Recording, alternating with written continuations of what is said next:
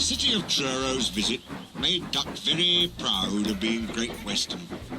He talked endlessly about it, but he worked hard too, and made everything go like clockwork. The trucks behaved well, the coaches were ready on time, and the passengers even stopped grumbling.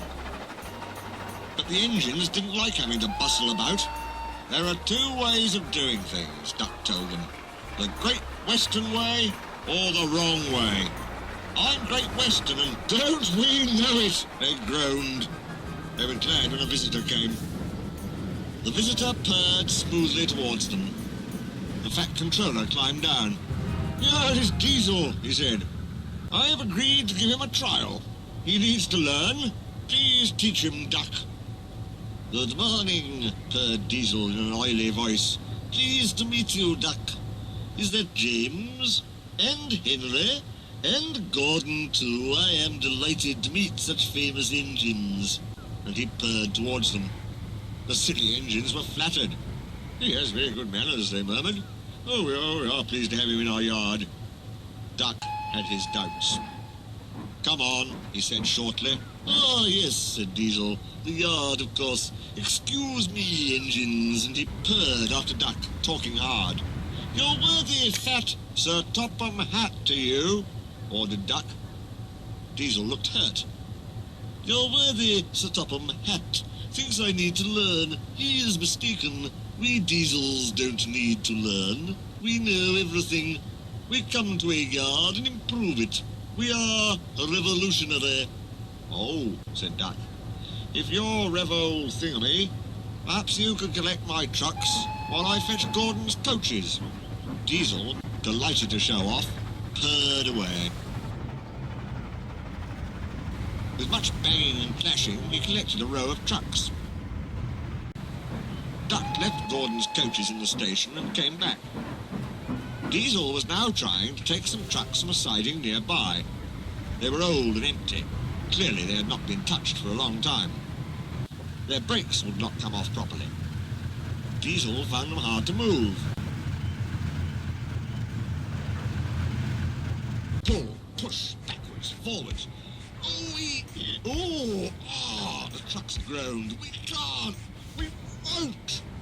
Duck watched the operation with interest. Diesel lost patience. He roared and gave a great heave. The trucks jerked forward. They screamed. "We can't! We won't!" Some of their brakes broke, and the gear hanging down bumped on the rails and sleepers. "We can't! We won't!" Their trailing brakes caught in the points and locked themselves solid. Roared Diesel. A rusted coupling broke, and he shot forward suddenly by himself. "Ho, ho, ho!" chuckled Duck. Diesel recovered and tried to push the trucks back, but they wouldn't move, and he had to give up. Duck ran quietly round to where the other trucks all stood in line. "Thank you for arranging these, Diesel," he said. "I must go now." "Don't you want this lot?" "No, thank you." Diesel gulped. "And I've taken all this trouble?" he almost shrieked. "Why didn't you tell me?" "You never asked me. Besides," said Duck innocently, "you were having such fun being Revo, whatever it was you said. Goodbye."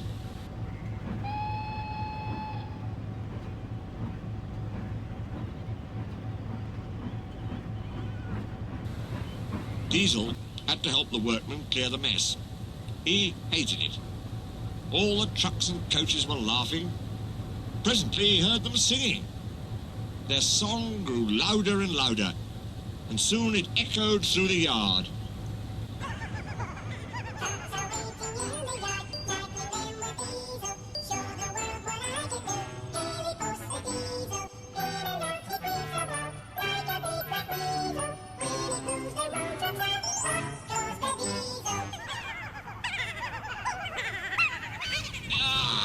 He growled and, scuttling away, sulked in the shed.